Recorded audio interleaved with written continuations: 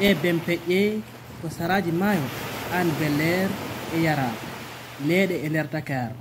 Galleji kewɗi gonɗi e saraji ngo maayo gonti leɗɗe dane maayo janani hikka fof jana mo wuuri. E nder jonte paltiɗe ɗe galleji kewɗi jani Yara. Maguette Diop mo tawɗen e saraji ngo maayo omo suumi jungo e hunduko fayre e goƴa ina goni jatike makko omo jeeya e yimɓe ɓe galleji mumen jani e nde hitande. Ma maison a été totalement détruite par l'érosion côtière. J'ai vu la mer avancer, grignoter le mur, puis les pièces.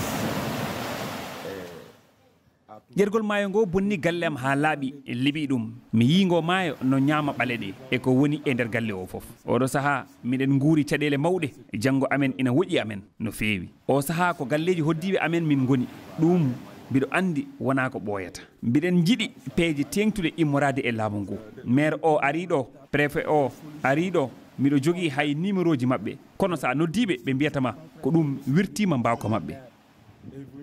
Le préfet est venu, j'ai même leur contact. Mais quand tu veux sortir, il te dit que ça dépasse leur juridiction. Yaay Coumba Ngom ko debbo jaarowo hedde duuɓi 60 e ko fawi. O hoɗi e o nokku gila hitande 1970. Hande galle makko ina wuuri ɗen caɗele ƴergol maayo. Sabu ko konoje e leydi o joowi hakkunde makko e ngo maayo. Hombo mettini ngakkere jertinoje ɓe ardiɓe ɓe mbasi wadde faade maɓɓe.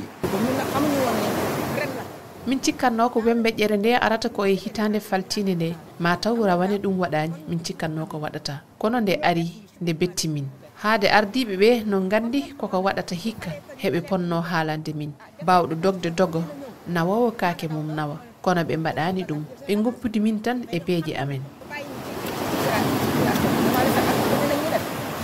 Heɓe katontini e balle sabu subaka fof koɓe dariɓe ngam falade o alhaali.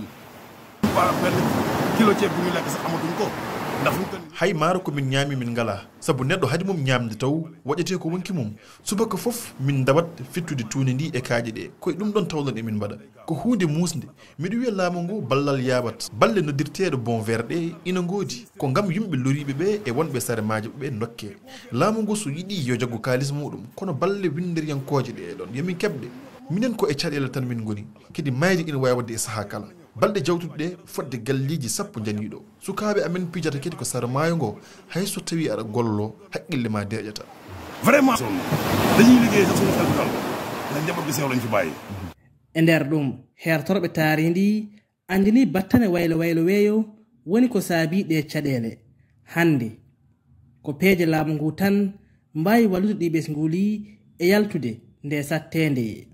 Oui, les changements climatiques, notamment l'impact sur le trait de côte est visible dans le village de Hann, à Thiaroye et à Mbao. Battane waylo weeyo ngo ina yiyo e maaje Hann to Thiaroye e to Mbao sabu galleji kewɗi eggi kala to galle wonno hande ko Bempeƴƴe maayo ngoni ɗon ɓesnguli ɗi ngalana ɗum peeje ɓe paamata waylo weeyo ngo kono hande yimɓe fof no nguuri ƴergol maayo ilemeje ɗe yooro e battane weeyo mawɗe ko ɗum saabi jertinoje ɗe ina kaani wadde laamu ngu yaltina balle jamiraɗe ɗe ngam ɗi ɓesnguli balle ɓe eggine e nokkuji goɗɗuɗi maayo ngo. La réparation des dommages et pertes pour que ces populations vulnérables soient assistées, surtout en les délocalisant vers les endroits qui sont plus loin de la mer.